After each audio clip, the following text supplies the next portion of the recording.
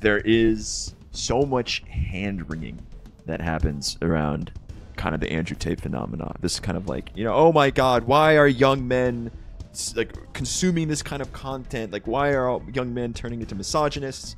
And I think not for a second is there any sort of like critical evaluation over like the various institutions and channels that have collectively either failed or neglected their responsibility. Andrew Tate is a god, like to some percentage of young men. The more you are focused on yourself, the more miserable you are. And this does seem like old Jordan Peterson. This is like pre-2020, like even his clothes. Oh man, drip daddy. Like,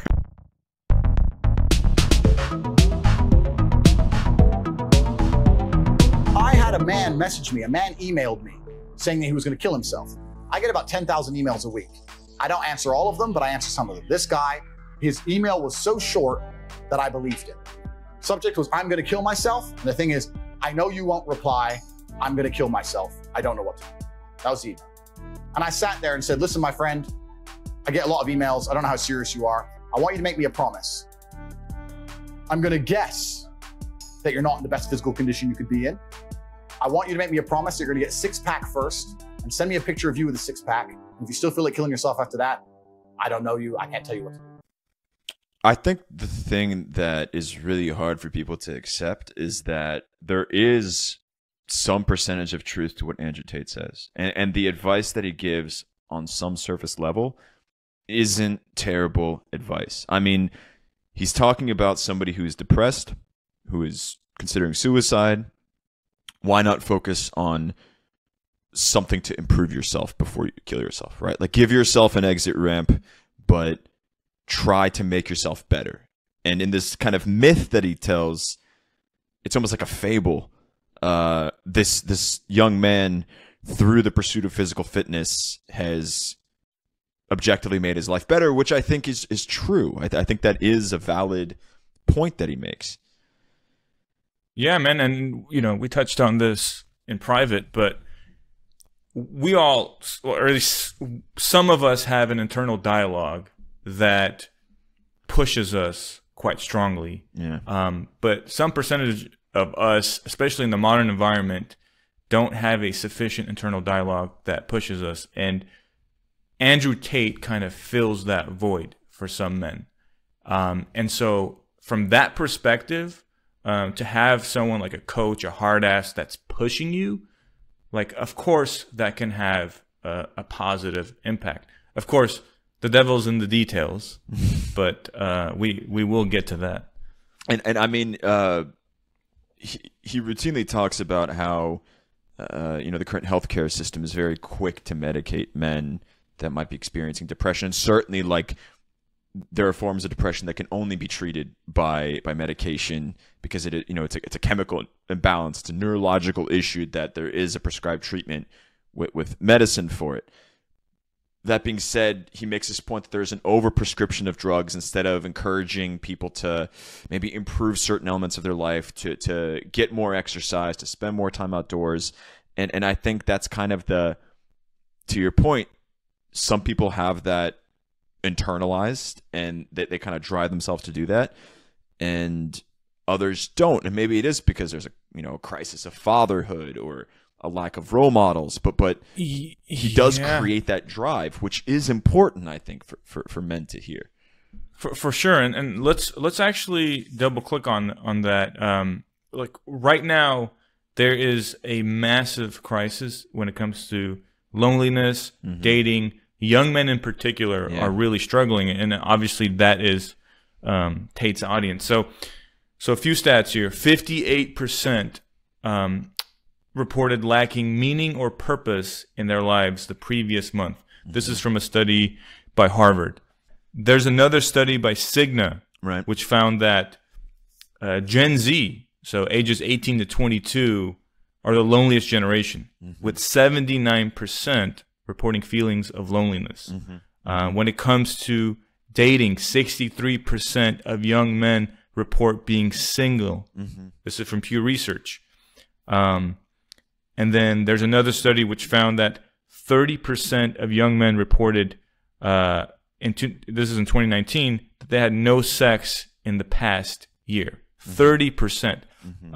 These are pretty staggering figures here. Yeah, I mean, it paints a really bleak picture for, I think, what men are dealing with. And then when there's this hand wringing over, like, and I guess we were doing this hand wringing about a year ago, but why are young men like listening to Andrew Tate? But I'm like, okay, look, on the surface level, you have a man that's signifying all the trappings of like status in our current economic model. He's got the cars, he's got the money. He is very open about his rags to riches story, right? He came from a very, very poor city in the UK, Luton, I think. He had nothing. He worked his way up through a kickboxing career, and now he's at this like status level. So like on the surface level, given what you're saying, it makes total sense why Andrew Tate is taking off. But I think that's what makes it also such a dark story too, right? Because this is the small percentage of what we're talking about here where he's correct. And there's so much more that he's putting out there that is, quite frankly, probably dangerous to vulnerable minds, to vulnerable people.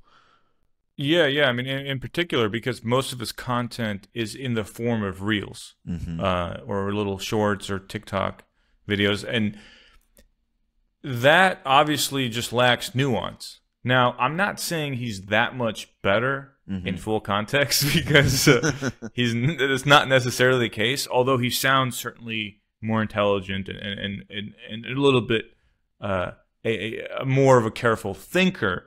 But there's still a lot of holes in his logic, and still a lot of just really purely like grifting / exploitative type of advice. And let's actually look at a clip which I think exemplifies this.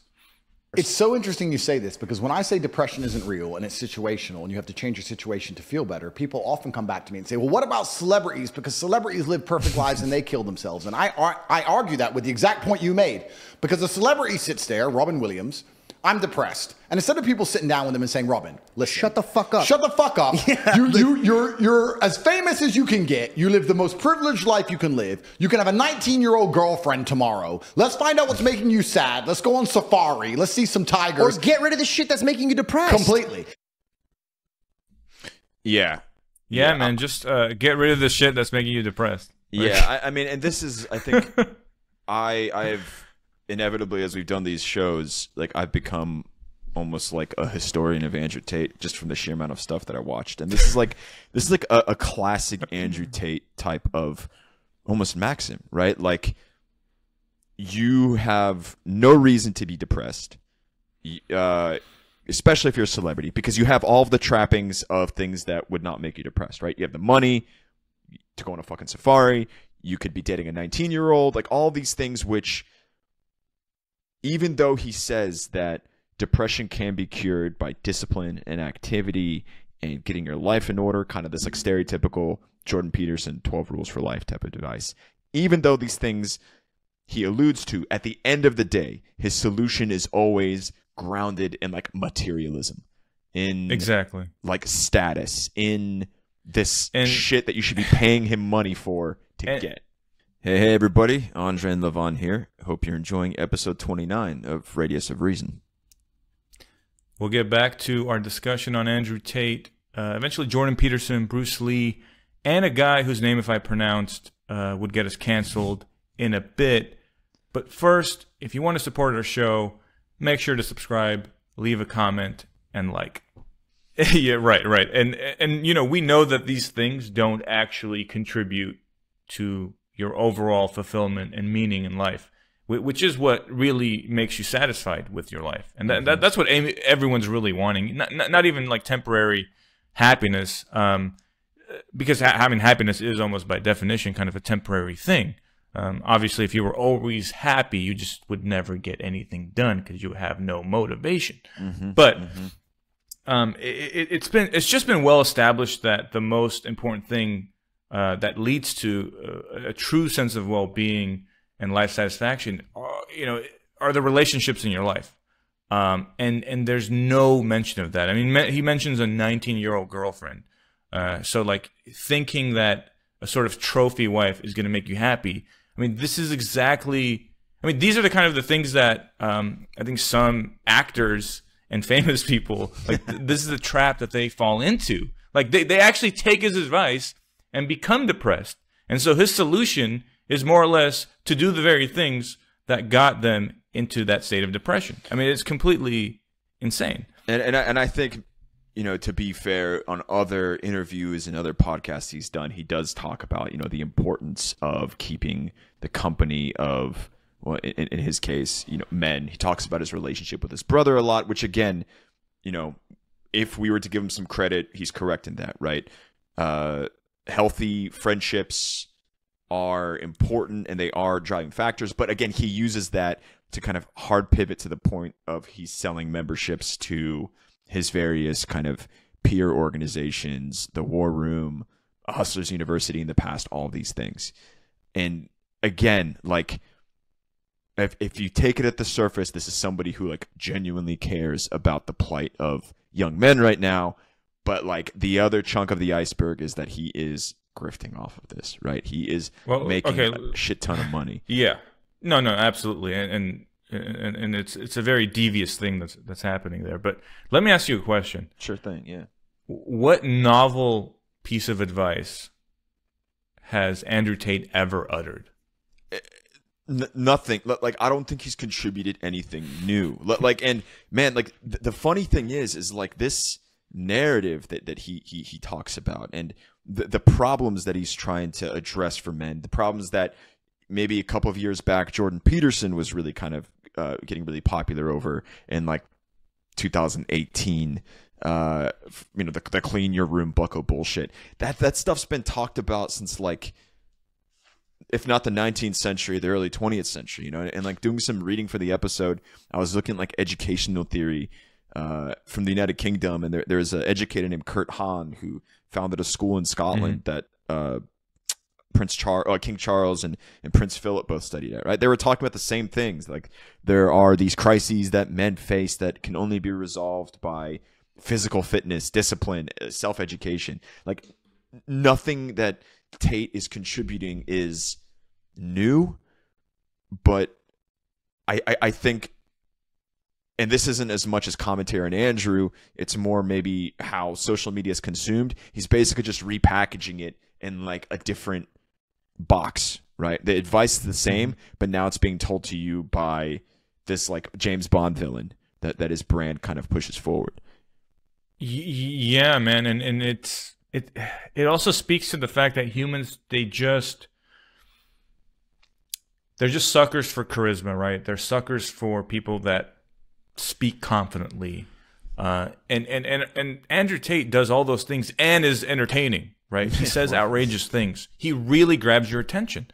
It's kind of like Jordan Peterson. You know, he's not saying anything novel per se, although he's much more of a verbal, I don't know, monster, I would say. Just he's so good, but it's how you say it, and people like Tate. There's always obviously going to be an audience for these people, but you know, when we're up here criticizing someone like Andrew Tate, it's because you can find the same advice without all the bullshit elsewhere, right? What we're saying is, you don't need Andrew Tate to tell you these things. There are better sources of advice for men. Well, let me ask you this question. You know, sometimes it seems like Tate is just basically like reducing shit that Marcus Aurelius wrote about into like just kind of a lot more simplified takes. Do you think that this is less of an Andrew Tate problem? Do you feel that this is less of an Andrew Tate problem, more of a problem with how people consume information? Like, yeah, somebody could definitely go out and read Meditations, but there's also a guy on a YouTube short who is going to yell at you for 30 seconds and give you the same exact information to a certain extent. No, I mean, for sure, there's other problems as well, and how we're consuming it, you know, through TikTok and Shorts. That is obviously a massive problem. But you know, like we had better role models, right? Like we had, I mean, even Jordan Peterson just, you know, what, 5 years ago, was a much better role model, you know, despite, you know, the criticisms that we have on him. I think like if you gave people the option now, you know, they would say, oh yeah, I'd much rather have Jordan Peterson be as popular as Tate than vice versa. But I think it's just, I think it's the trend that's kind of, I think, consuming society in general. It's that now the game theory, like reward functions have changed, and people that are saying outrageous shit, like Trump as well, is a great example of this. Like that kind of behavior is rewarded, right? And also sociopathic behavior is rewarded. I mean, you think about the exploits of Tate, which we will get to in a second. Actually, let's not forget that. But because of the fact that there's just a total lack of accountability now in society, there's a lot of anonymity between individuals. It's not like our hunter-gatherer days where everyone knew each other, everyone genuinely had to be on their best behavior because it was in their best interest at the time. Like that game theory reward function made sense, you know, in the context of a small group where, you know, it's life or death. You have to be responsible. Like you don't need Andrew Tate's advice. Like you're gonna fucking die. You know, if you don't take care of your shit, you're just gonna die. So now that we have large scale societies, you obviously have a bigger freeloader problem. You have a reduction in responsibility. You have a reduction in relationships, accountability, et cetera, et cetera, et cetera. And you have a proliferation of sociopaths because they are very good at manipulating other people and they have no freaking empathy. And that's why you see now people like Tate with his, you know, webcam business, with Hustlers University. I mean, these are all grifts, right? These are all scams to some extent. I guess the webcam business, not necessarily, but things like Hustlers University and maybe some other shit. I'm sure he's selling some other shit. But let's actually go ahead and play a clip. And this is from a podcast where Tate is talking to a therapist, of all people. In the beginning, he made his millions in some level exploiting these very men. Okay. That's the frame that they were thinking about it. And is there validity in that, in what they're saying? Because I didn't know how to answer that question. I don't think I exploited the men. I think I exploited, maybe I did exploit the men, but let me change my answer. I don't think me not exploiting them would have prevented them being exploited. I think these men were out to be exploited regardless, whether I did it or not. So, but you can see how that sounds cynical to somebody, where you say, well, they're going to be exploited anyway, so I'm going to make money off them. And then once I make money off them and I get this platform, then I'm going to champion them. Completely. I mean, I guess that's probably one of the most logical arguments against me I've heard. Then we have to argue whether I was really exploited, which is another argument, right? Absolutely. Because a lot of these men, the only reason they didn't kill themselves is because they had an online girlfriend. Oh, Jesus Christ. What are your thoughts on that? You know, I mean, it shows, I think, a true side of Tate where he reveals the fact that, like, he has no problem exploiting men, which is not a surprise to anyone who's paying attention, right? Like, not a surprise to anyone who has a decent bullshit detector on them, that Andrew Tate would be the type to exploit young men, and indeed there's plenty of evidence that he did that, and he exploited young women as well. But I mean, it's also to some degree a fair point to say, like, yeah, I mean, some of these men are in such deep shit that, you know, if a cam girl was the only thing preventing them suicide, then is it the worst thing in the world for him to have, you know, conducted that business, the webcam business? And of course, you can still make a point that it was terrible because of the exploitations of the young women, but in terms of, you know, exploiting these men, I mean, sure, there is more nuance here. Does it justify it, though, is my question to you. No, I don't think it's justified, but in a really perverse way, I think him admitting to these things is almost like, it kind of empowers his position even more, because he's kind of almost like a Prometheus kind of character, right? Where he's like coming down with the light to the masses, showing like, yeah, hey, look, this system is actively set up to make you suffer and make you lonely. I know this because I have like participated in this, and I've like monetized your suffering in the past. So like in a weird way, him talking openly about it like this, which I have to say, like this was a total like bogus interview, but I don't think I've seen this level of like even slight pushback on Andrew by any of his like organized guests in the past like 6 months or so. So do with that what you may. Hey, if you're enjoying the show, please don't forget to subscribe and hit the like button. And what was our Twitter account, Andre? Radius_of. But I think him underscoring like his knowledge of the system, that I guess this would be also be the matrix that he always talks about, right? That's keeping men hooked on webcam models to like prevent their own loneliness.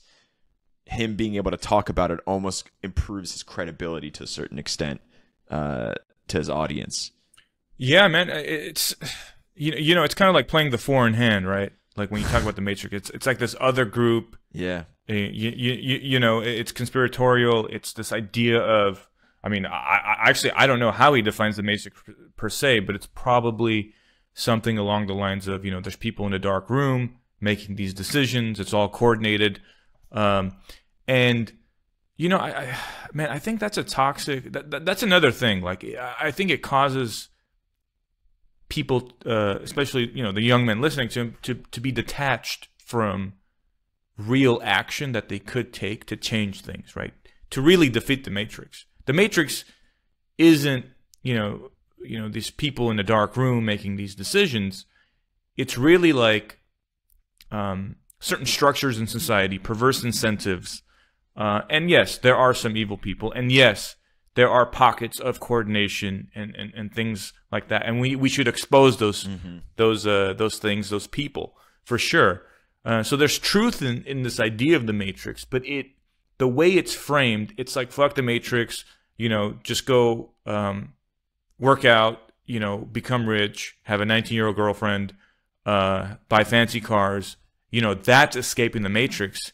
It's like, not really. And if everyone thinks like that, then even, the top 3% won't be getting to those standards of living, because society is going to collapse. But I think it's actually pretty damn brilliant. I think it's kind of brilliant that he purposefully doesn't really define what the Matrix is, right? I mean, is he talking about like I've heard him talk about the Matrix as the deep state, right? Like, oh yeah, it's like the CIA, national security apparatus. The Matrix is Western civilization, the decaying Western power structures with their LGBTQ plus ideology and whatnot. But it changes all the time. But it's also brilliant because he can say this one thing, the Matrix, but everybody can kind of attach their own grievances against that. There's kind of this a pretty popular recurring theme if you like read social media posts or go on Reddit about like teachers getting concerned about young boys in middle school and high school watching Andrew Tate videos, then coming into class and like riling against the education system and saying it's all bullshit. I mean, that's a perfect example of, because the Matrix is a nebulous concept, a 13-year-old boy can be like, yeah, the Matrix is the fucking public school system in my hometown. They're the ones trying to indoctrinate me, so fuck these guys. And you kind of almost attach your own like grievances to whatever power structure you have in your life to this like nebulous concept, and it works because, again, like to the surface level basis of Andrew Tate being correct about certain things he points out, everybody in their life has some sort of like oppressive power structure above them. That's kind of how I think human civilization is organized. It's either the fucking tax man coming after your income, it's either your boss at work, it's maybe your overly domineering mother or wife, but like everybody is going to have like something that they're upset about. And Andrew perfectly kind of encapsulates this in like a nothing statement, like the Matrix. It's everything, it's nothing, it's whatever is making you sad. You're right. I mean, it is brilliant in the sense that, you know, leaving it up to your imagination is obviously, I mean, that's like that's gold. That's just straight up from a human psychology standpoint, gold. But, you know, like I said, I think it takes away from confronting the real difficult challenges that we have in society, in politics, to make the changes that we want. And so I from that standpoint, I think it's kind of a toxic framing. Now, I think you mentioned this earlier, but did you mention it, Jordan Peterson? But, you know, he kind of was, you know, I would say he was the young male role model, at least on the internet, prior to COVID. And then Andrew Tate kind of blew up following his more or less departure from that scene. I mean, he obviously had some medical issues, but then now he's more focused on politics, I feel like. He became and so Tate comes in. Yeah, Tate comes in, fills that void. But what do you think about Jordan Peterson's appeal? And do you think the criticisms are warranted? I mean, I think, and I kind of caught like the tail end of Peterson's, like, let's call it the pre-COVID influence. I saw him speak live in 2018.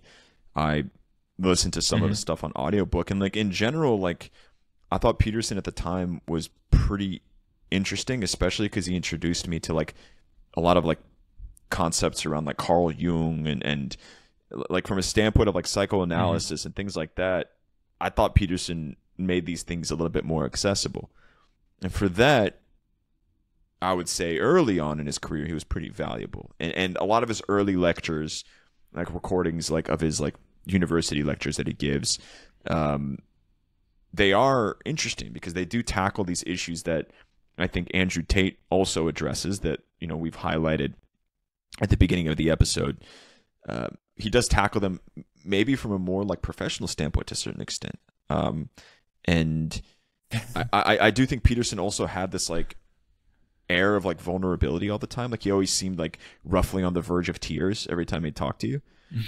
But like that quickly, to your point earlier, like but when I kind of discovered him and started listening to some of his stuff, already it was kind of becoming a weird like political statement. I think that was like around the time when he made his very public opposition to that House bill in Canada around gendered language on college campuses. But I remember I was like at a coffee shop or something, and somebody asked me, like I was hanging out, somebody like, "Hey, what are you listening to?" I'm like, "Oh yeah, it's like a podcast with Jordan Peterson." They're like, "Whoa, like that alt-right asshole." And when he embraced that, I think that's when it kind of quickly lost any form of like relevant perspective, because unlike Tate, I think pre-COVID, Jordan Peterson, it didn't seem like much of a grift. But when his messaging became inherently attached to embracing some right-wing political values, like rejecting Marxism and shit like that, then it became very, very grifty to me. Well, I think, to me, the biggest indicator that he might be grifting is his climate change skepticism. Interesting. And he's very vocal about that. I can't say for sure he's grifting. Like, I don't know. He could just be genuinely swayed by these ideas. Like, it's entirely possible. I mean, it's entirely possible to... What place does climate change denial have in his overall messaging? Like, if he's trying to help young men, why is he even talking about climate change? Well, I think he's beyond trying to help young men. I think he is seduced. He has been totally seduced by the power.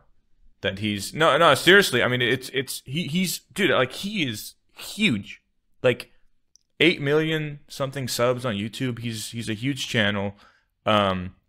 He's got obviously his books. He's starting a university. He's got he's incredibly popular with obviously conservatives, religious conservatives in particular, because of his lectures on the Bible and everything. He's also, I think, associated with the Daily Wire, which is a conservative outlet. And so, I don't. Where was I going with this? I totally blanked. How climate change was. I totally blanked into his general narrative. Yeah, I mean, it's fitting into his. Yeah, it's fitting into his kind of. I guess new persona as just a right-wing, almost a right-wing ideologue to some extent. Yeah, like a talking head. But it's interesting because I listened to Peterson recently on a couple of podcasts. One of them being The Diary of a CEO. And there's a clip I want to play because this is a recent podcast. I think came out like a month ago or so. And here he seems to be back to his old self, and he seems very upfront and honest, and seems not like a right-wing ideologue at all. So let's play that clip. 19 to 35-year-olds, which is that demographic that are listening to this predominantly, are twice as likely to report being in crisis than any other group. Right, and there's a reason. It's a very straightforward reason. It's literally this: the more you are focused on yourself, the more miserable you are. It's as simple as that. But that's society now these days. We're very. I know. Well, and we're and there are terrible forces pushing us in that direction. Like I could attribute this to the idiocies of a degenerate Protestant liberalism driven by postmodernism. But you could also just as easily point to consumerist capitalism. It's like, it's all about you. It's all about what you want. Worse, it's all about what you want right now. Worse, it's all about what your basest appetites want, regardless of cost, right now. Well, that's the same as being 2 years old. There's nothing about that that's. And why do you think that's you anyway? So, I mean, it's clear that he's identifying many of the problems correctly. Yeah, yeah. I don't see him being as vocal as he should on things like consumerism, which are driven by capitalism, especially given now his right-wing associations. And I think that's a tragedy because he clearly identifies the problem correctly. Or at least that's one of the problems. And this does seem like old Jordan Peterson. This is like pre-2020, like even his clothes. Oh man, drip daddy. Like that's one of his best outfits. I hate his like fucking 3-piece suit bullshit. I want him to go back to those like mustard colored cardigans he used to wear in his early lectures. But dude, like what if this is the Great Peterson rebrand? What if 2024 we're gonna get him as like an anti-capitalist, pro-Gaza kind of a mindset? I mean, I hope so, man, because he's such a great freaking speaker. Like he's so captivating. He's so charismatic. His ability to form a narrative out of any idea is just brilliant. Like he's just so good at that kind of messaging. But then it's always clouded in like these religious undertones. Yeah. And sometimes they're not undertones, they're just very explicit. He's writing a book right now, I think, Wrestling with God. And so I'm not really sure how I feel about that because I think to some extent, and we have discussed this, there is a void left by secularism. Now, secularism is young, relatively speaking, so we might be just, we might be too quick to jump on this, but right now there are problems in secular societies. Like there's just way more loneliness, there's way more social isolation, etc. There's a lack of community, and I think Jordan Peterson in one of his debates or discussions with Sam Harris, it was about truth actually, like what is truth? And it seems like Jordan Peterson subscribes to the pragmatic theory of truth, which is basically the idea that what is useful is true. And so I think I think he genuinely believes that religion is useful, therefore he at least pretends that it's true. Because if you ever hear him, and again, he's had debates with Sam Harris, with other people that have called him out on like, what do you mean by God? Do you believe Jesus rose from the dead? Like very like concrete things. And he always evades them. Like, what do you mean by God? What is this? Blah, blah, blah. You know, it's like, you cannot pin him down. And I just wonder, is he trying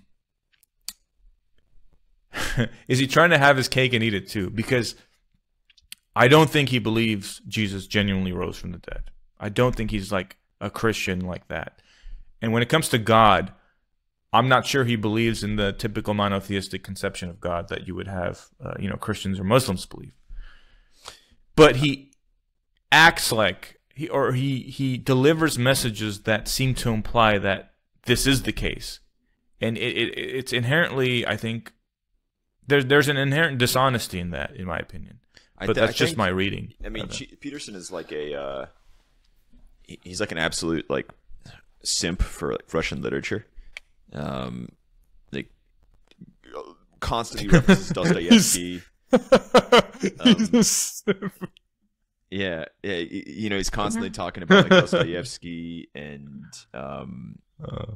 I think he might be coming at Christianity from like a standpoint of Tolstoy. And at the end of Tolstoy's life, he either did get excommunicated or almost got excommunicated from the Orthodox Church by sort of creating a religious thesis that if you remove all the mysticism from Christianity, some of the stuff like Jesus rising from the dead, you essentially create a robust guide for how to live life well.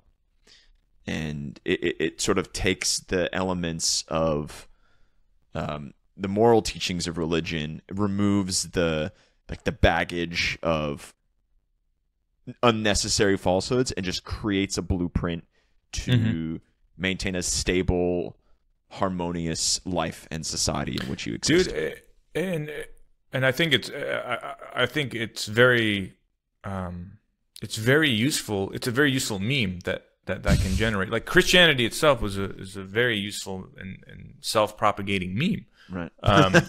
And yeah, when you do strip out the supernatural elements, if you could have just the benefits of the ethical framework, that would be great. But I think part of what makes it useful and efficacious is the fact that belief in God and the belief in like punishment and reward with heaven, etc. Like this is a solution that makes sense when you talk about large scale societies, right? Like when you have a society, again, to go back to hunter gatherers, right? Because the vast majority of human existence has been in the context of hunting and gathering. When you go to that environment with group sizes less than typically 50 people, like everybody knows each other, everyone's fully accountable. You don't need Jesus to be watching over you because your neighbor's watching you, right? Like there's none of that. But as societies became larger, and coincidentally, that's when you see the rise of these monotheistic religions. Then to have this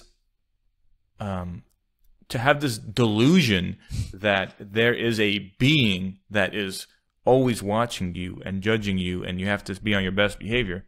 I mean, that's an incredibly useful 100% meme, and that's therein lies the tension. Like if you strip that out, how do you retain the part where you're supposed to be you're supposed to make sacrifices in life? Because in modern day society, I mean, I think you would agree, like the idea of sacrifice is almost like this concept has almost disappeared. Like it's all about me. What can you do for me? What is this person doing for me? Well, I mean, but it's also like there's so little sacrifice. Yeah, I mean, it's also sacrifices from the standpoint of something like fasting, right? Like the discipline it would take to give up meat or some form of indulgence for a period of time, right? In like a hyper consumerist, like I'm trying to avoid using society. Like I feel like I say that shit too much, but in a hyper consumerist society, it's almost like unquestionable to not consume or indulge in something, right? Like you're going to buy the latest PlayStation, you're going to watch the next Marvel movie. There isn't much left from a standpoint of like, no, I'm going to limit this because it is virtuous to limit something, because we no longer subscribe to the idea that somebody is watching over us and potentially judging our actions. Which, again, to your point, very useful meme, very useful thing to have in order to build out maybe a more well-rounded person. It's fascinating, yeah. Yeah. Speaking of well-rounded people, how about role models that you have today? Like, is there anyone that you consider, a very good role model, perhaps better than Peterson or Tate? if such a thing is possible, I don't know. Yeah, I mean, not really, and I think that's probably the problem we're discussing. I think certainly, really, like there's like no one that comes to mind that you would think is at least better than Peterson or Tate. But the thing is, I think when I think of a role model, I think of somebody that like you're able to look at as an entire person and still keep them as like a frame of reference for improving your own life. And occasionally, I'll listen to the other podcast channels out there. If I'm exercising, I sometimes listen to like lectures by like that Navy SEAL fitness guy, David Goggins, because he's like, he's had a journey where he evolved himself, like advanced his mind. But I think when I think role models, I had like very clear role models in my life when I was younger, right? I had one or two teachers that made an absolute difference in my life. That, I had an English teacher in high school who like introduced me to so many new ways of thinking about, rhetoric, introduced me to new authors, introduced me to new music, kind of really sort of instilled in me like a desire to constantly learn more and to read and to things like that. I think of that as a role model. As an adult, do I have that? No. And I don't think anybody like in the podcast circuit is going to like holistically capture my desire to evolve into a better person. There might be people, again, like David Goggins, who might inspire me to be more disciplined about how I exercise. There might be people who inspire me to read more. But honestly, when it comes to role models, I actually find more inspiration from like maybe history, where I read about somebody's life or somebody's approaches to life, and I kind of try to adapt that to myself a bit. I mentioned like Tolstoy in regards to Jordan Peterson. I think he offered a lot in terms of how, to better oneself and one's surroundings that I think are valid. I read about Napoleon sometimes, kind of an interesting individual that rose well beyond the ranks of who he was supposed to be as like a small-time Corsican military officer. But like, who can I look at and entirely see them as somebody that I want to emulate? Nobody right now. But what about you? Damn. That's rough. But we'll circle back to the past role models, the idea of historical role models. For me currently, I think someone like Sam Harris, he, and a lot of people disagree with some of what he says. I mean, I don't agree with everything he says, but I like the way he thinks. I like the example that he sets. His podcast, requires a membership, which is fairly expensive. He has a meditation app, which is fairly expensive, but you can get those for free by simply emailing support. Say, hey, I don't have any money. Oh, interesting. I can't afford this. That's really I would awesome. still like it. So he allows people just to have it for free. and he has such strong support from a core group that he's able to do this. Obviously, not everyone can afford this, but he runs no ads, and he's totally like subverted that ad revenue model, which plagues the online landscape. So I think he's a powerful thinker, and someone who actually does things, in reality, that are just I think great examples to live by. But in terms of men, in terms of the past, like this is the point again I brought up before we hit record, but just a few decades ago you had people like Bruce Lee, who was not just just this great martial artist and actor, but he was also kind of a philosopher. Flow like the water. Flow like the water. Yeah, exactly. Be the water. Be like water. He was fantastic. He was a great role model to many people. Arnold Schwarzenegger was actually a role model of mine. I never got as buff as him, but I just his story is just incredible. His ability to succeed at so many different things is inspiring. But if you notice, like none of these guys were like known for their politics. They weren't part of a tribe, and people didn't even think to put them in tribes, right?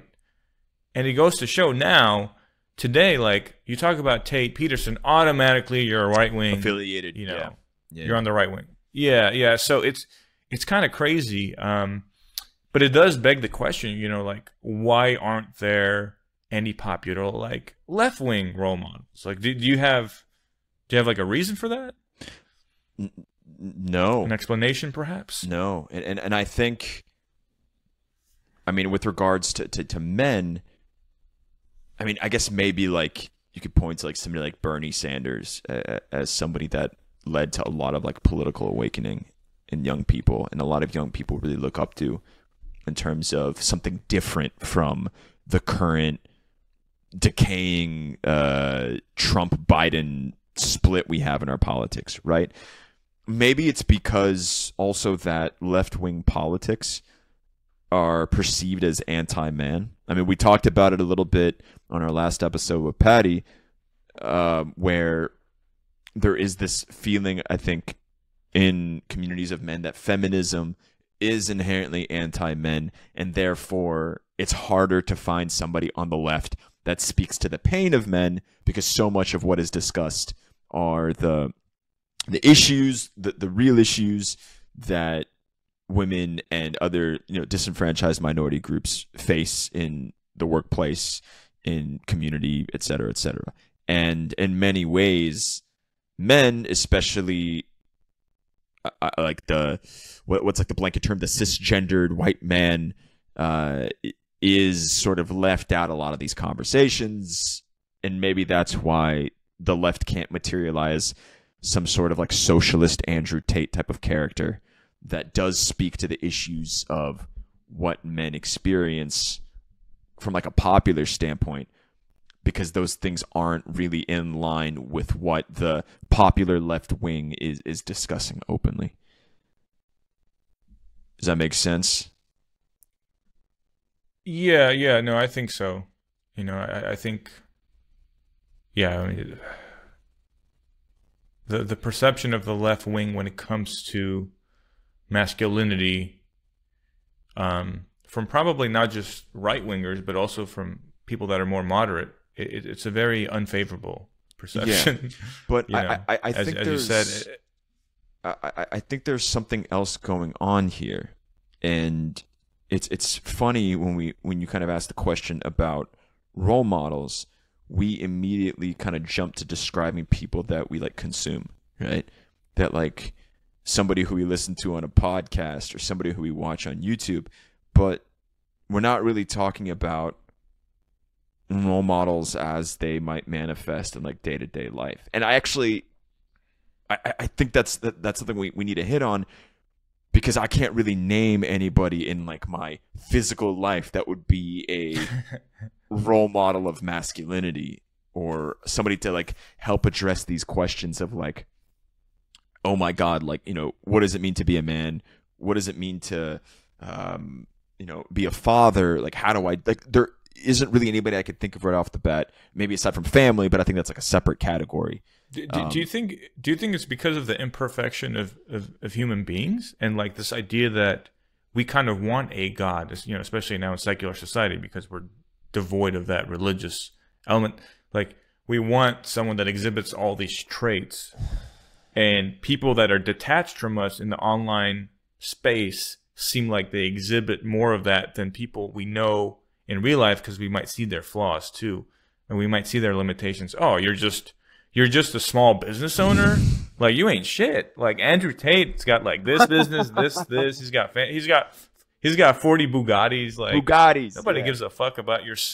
Nobody gives a fuck about your small burger shop. Like, that's not impressive. Do you like, think that in many ways, how like consumerism we've talked about in the past is like supplanting religious fealty? Do you think Andrew Tate is filling the void of religion for young men? I mean, to some extent, yeah. I mean, everything. Again, like maybe Peterson is right. Like, there are like potentially religious undertones to like anything. So, like, I mean, in some sense, yeah, you could say that Andrew Tate is a god, like, to some percentage of young men. We're gonna clip that. Like, if you were 14 years old and you, I mean, think about it, like, if you're like, I don't think I would fall into this trap. I would like to think, but like, you know, if you're a 13, 14-year-old young man, you know, you're on TikTok and you're seeing all these clips of Tate.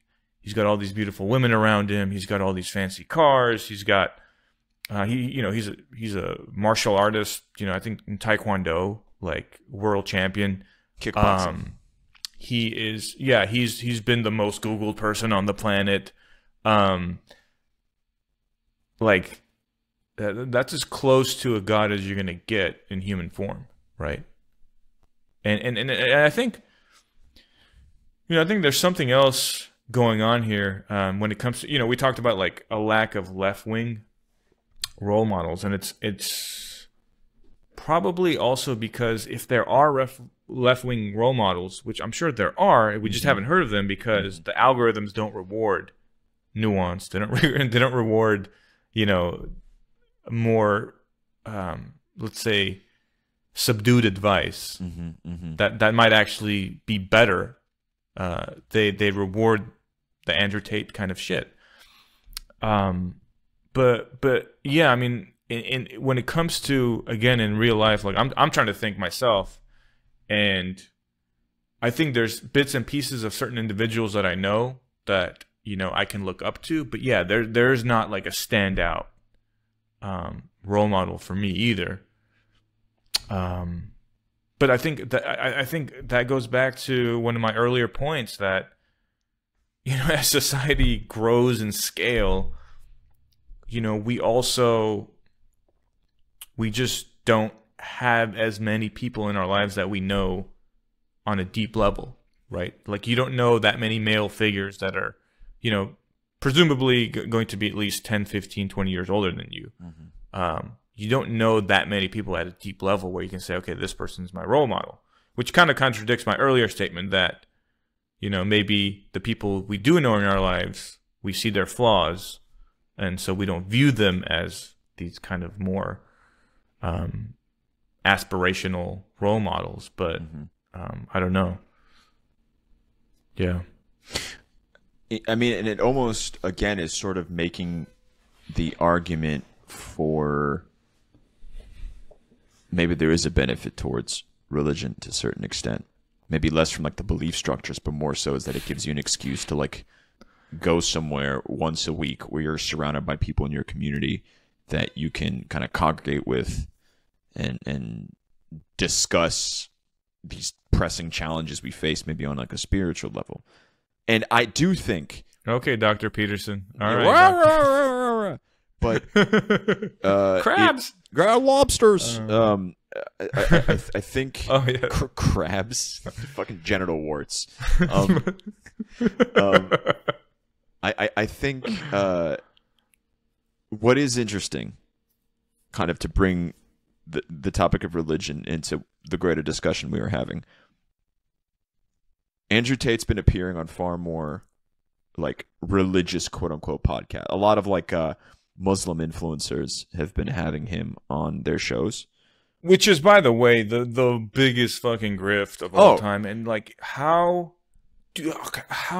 dumb do you have to be to fall for this, guys? Like religious conversions. Like, come on. Well, I mean, like seriously, man. Like who's the guy that he interviewed with, and like one of like the second clip Christian guy, George Janko, I think. Yeah, that guy is terrible. That was the most. He's the biggest useful idiot I've ever seen. Well, I mean, that's the thing, is like there is a great opportunity here for these religious influencers, or I don't even know if they're like outwardly trying to like push Christianity or Islam, but like everybody who interviews him completely whitewashes or buries the charges that he's facing, right? And as a good Christian or Muslim, I think you have to speak to the not even allegations, like the charges that the Romanian government has brought before him, right? Like, just really quickly, we last talked about Tate in November of last year, November of 2022. December of that year, December 2022, he was arrested. Him and his brother were arrested by Romanian authorities. They were held in jail until March 2023. And they were in house arrest until June 2023. And now they're under like supervised release. They can move freely around Romania, cannot leave the country. And they have to essentially ask for permission to move around Romania. Like, nobody has brought up the fact that he is charged. Like there are formal court filings for rape, instigating violence, and trafficking women by coercion to work in his used to be webcam industry, now it's more like OnlyFans based, right?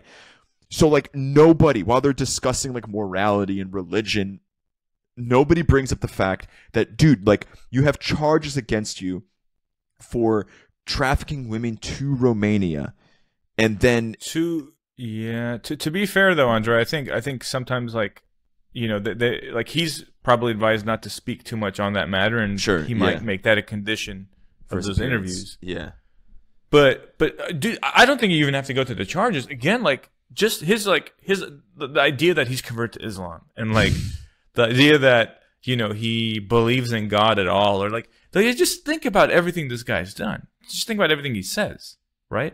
Like it's completely incompatible. Like this is the guy that follows God. Yeah. Like, are you fucking serious? As like, a side note, I mean, it's got like yeah. Yeah, I thought on the George Janko show there was like a really interesting moment where they start referencing the Bible, and George is like, you know how the Bible goes, right? Like first there was, and Andrew is like, and George in the beginning was, in the beginning was. The word. And every Christian, or anyone who knows the Bible knows it's like the word. But he's like, light. It's like, no. And it's funny, actually, here's one thing. If you pay attention to Andrew Tate in any of his interviews, the moment he's like, the topic of religion comes up, anything that the other person says about their religion, he'll nod. He will never disagree because he clearly is out of his depth on this topic. And if he's corrected, he's like, yeah, of course, yeah. He becomes like, you know, he goes from like a lion to like a small cat in these contexts. So just something to pay attention for if you're a fan of Andrew Tate. Just notice that. But he's full of shit, man. And it's like, if he's lying about something this massive, you know, if he admits to exploiting men, like, I mean, like, why would you take this guy's advice? And that's what I'm failing to understand, because sure, he's charismatic, sure, he's very engaging, but like, don't you have a brain? Like, you know, like, can't you just see past some of this? Like, can you genuinely not find better advice? And like, the internet is full of advice. There's full of, like, there's so much self-help out there, and there's so much of it that is not packaged with a bunch of bullshit, right? And it's not coming from someone who's toxic, and we're not making someone like this, someone who is the antithesis of a good role model, man. Like, he just is. He's the antithesis. Like, why are we rewarding this guy? And if you're someone who follows Andrew Tate, you have to ask yourself, like, can I not find a better role model? Like, why do I have to, you know, every time why do I have to feel embarrassed to ever bring up the idea that I follow Andrew Tate, right? You have to ask yourself that if you're someone, because if you bring it up in most public contexts, like, people are probably going to laugh at you. People are going to judge you, and rightfully so, right? And rightfully so. And this might be a case where, you know, everyone else is right and you're wrong. You know, like, this guy's actually just not a good human being. Even though he has helped people, and some of his advice is true. If you simply, like, if anyone basically, you know, puts themselves on a camera, kind of like what we're doing right now, like, you're bound to utter some true statements. And when it comes to, like, advice to help people, yeah, like, have self-belief. That's good. Like, positive psychology, although to some aspects of it are bullshit, like, it is effective. Like, it is good to believe in yourself and to have confidence. It's good to be in shape. Yes, it's good. Like there's like basic. I mean, this is basic thing. Like, why do you need? Maybe that's the question. Like, you have to ask, like, why do you need Andrew Tate to tell you these things? And I think you need Andrew Tate to tell you these things because you're not hearing these things from official channels anymore. I mean, right? I think that's kind of also. Yeah, I mean, I was gonna just a quick thing. I mean, we kind of answered this right at the very beginning, but also because you might not have that internal dialogue that some others have that motivates them. But go ahead. But I mean, look, to the point. I guess again, to a point that Andrew Tate makes, and that he is likely correct in, that if your traditional, like, figures of authority are telling you that, no, you know what, it's okay to be overweight and not, you know, disciplined in how you eat or indulge in, like, alcohol or drugs. Like, if people around you are not encouraging you to kind of be your best and to have faith and confidence in yourself, like, if you're not hearing that from traditional outlets that have maybe, like, in the past really pushed this forward, like maybe like a family member or a family member who even pays attention to you, or like a school teacher, or maybe like some sort of like religious leader, if nobody is there to instill these thoughts into you, you're not going to have that inner voice that you're talking about that kind of pushes you forward a little bit, right? That maybe makes you a little bit better. And that's why they're turning to this kind of Andrew Tate circus show, because that's sort of pushing them out of this, like, funk they're in, you know? I think that's true to some extent, but I think some of it is also that it's just genetic, right? Like, some people just, you know, again, everyone has traits that are on a bell curve distribution, and some people just have that self-motivation capability built in, and some people, like, everyone has it to some degree. It's just in the modern environment, because we're so sedated, we have, you know, a lack of accountability and responsibility in our lives. Like, it's that those features aren't enabled as easily for some people, right? Mm-hmm. And I think that's the problem. But yes, like, having the good role models obviously would help. But man, like, it's just, yeah, it's tough to see how this changes given the incentive structures that we have in place, right? So, like, we know right now, we've talked about this 1,000 times. Everyone, like, knows this already, but these social media algorithms, one of the most toxic inventions of human in human history, quite frankly. There's just no end in sight to promoting horribly outrageous content instead of nuance and careful thought. And to some extent, it's, you know, it is a human nature problem, because these algorithms do, again, to some extent, reflect human nature, right? Like, we're just captivated by charisma. We're captivated by confidence and crazy shit. And Andrew Tate is the epitome of all those things, right? Like, he genuinely epitomizes those things. So, like, what? Like, he is the perfect thing for the algorithm to feed young men. Like, from the standpoint of these companies making the most money possible, which, again, is a fucking problem. But, you know, Jordan Peterson somewhat pointed it out, you know, with the capitalism comment. But, like, what are you going to do about it? And are you going to really bring this to the forefront? And I don't see enough people talking about this. We're just kind of going, you know, just going with our lives. Politicians aren't doing jack shit. What the fuck are we paying them for? Like, they're not doing anything. Like, what the fuck are they doing, man? Like, can someone tell me, like, why aren't they, like, coming up with, like, actual solutions? You know why? Because it requires regulating fucking almost, like, what, $200 billion, like, almost $1 trillion companies to some extent, right? Yeah. Like, that's why they're not, but they've been bought out. I mean, yeah, this is a whole problem with the political system, but, like, it's staring us in the face. Right? These problems are staring us in the face. It's almost like you're describing the existence of the Matrix or something like that. But the fucking Matrix. Andrew Tate fucking finally validated. Finally, it took us an hour and 5 minutes, but we did it. I think that there is so much hand-wringing that happens around kind of the Andrew Tate phenomena. This kind of like, you know, oh my God, why are young men like consuming this kind of content? Like, why are all young men turning into misogynists? And I think not for a second is there any sort of like critical evaluation over like the various institutions and channels that have collectively either failed or neglected their responsibility to build out a healthy, like, flourishing society. And everybody points to, like, oh yeah, this is like some guy on the internet. He's a scapegoat. No, he's a scapegoat, right?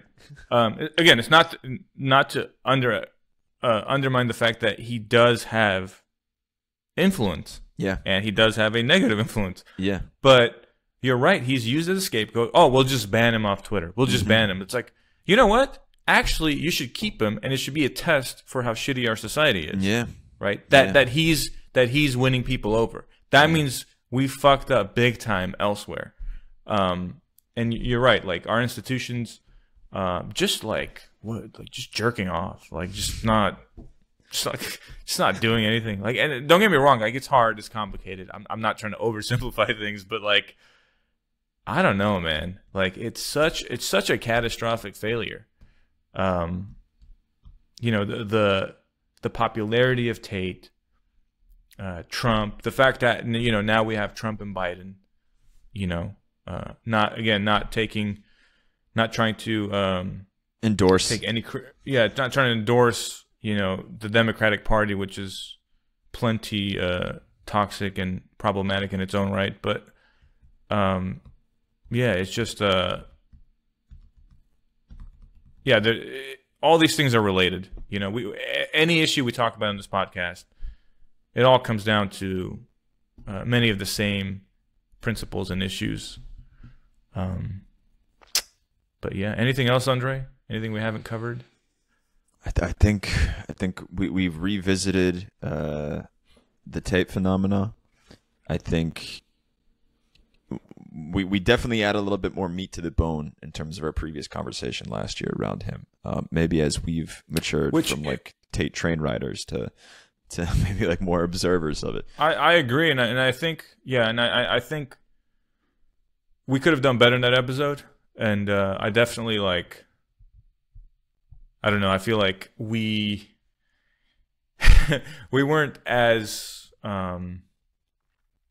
well equipped to discuss that matter, if we're being totally honest. Like we didn't do maybe our homework as much as we should have. We maybe were unfair in some of the portrayals of Tate. So you know, let's put that out there. Like we kind of got swayed by the algorithm to ride the Tate train and get views. And it worked. It worked to some degree, but we don't want to reduce this podcast to that, obviously. Now, yes, this episode is about Tate, but I think it's a much more useful commentary. Yeah, I mean, I think I think it is important when criticizing Andrew Tate to really kind of dive into some of the points that he makes. And I think surface level criticism, as we did last year, it's more entertainment than anything. And we did have a laugh. He said a bunch of crazy zany shit, and we laughed about it. And I think that's fine and it's okay. But there is more to what's going on. And we can cringe as much as we want as to what he's saying, but the fact is that he is still a very influential figure in a fairly limited landscape of male role models for young men and older men too. I mean, Christ, as I was preparing for the episode, I'd be listening to some of his interviews while I'm out for a run, and he does get your blood pumping. He does make you push a little bit harder, but realizing that that is all part of the heavily monetized brand that he's spinning to profit off of and ride the train of male pain and hardship that's happening right now, that is important. And I think it requires a deeper analysis of the Andrew Tate phenomena. And we'll see. I think this is something that's not going away. We talked about Jordan Peterson kind of carrying that torch a little bit before the pandemic and it passing on to Andrew Tate. I think there are going to be new individuals that jump on this grift. And it's going to keep happening until something is actually changed and a blow-off valve of sorts is applied. And we need structural changes to society before any of this changes. Otherwise, it's going to head towards a more extreme version of what we have now and what has been trending. Precisely. Yeah, and that's a very valid point. I mean, we think Andrew Tate is problematic and in some instances outright evil. There is a very real possibility that whatever comes after that, the next algorithmic kick, the next influencer, there's very real possibility it's going to be 20 times worse, and it might actually lead to genuine radicalization. So, yeah, and we'll be here to cover it to get the views. Yeah. please watch.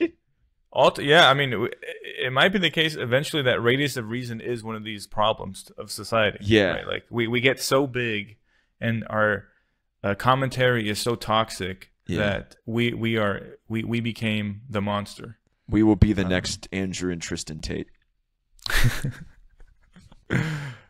Yeah, something like that. But next episode is going to be on the meta crisis, which is going to aim to tackle all the problems that we discussed today with society.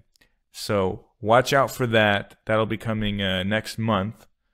But in the meantime, don't forget to subscribe, hit the like button, leave us a comment. Help us out. Yeah, help us out. We're a young channel. Give us a subscribe. Young whippersnappers, scrappy underdogs. Otherwise, everybody take care of yourselves. Have a great holiday season, whatever you're celebrating. And we will catch you next time. Take care.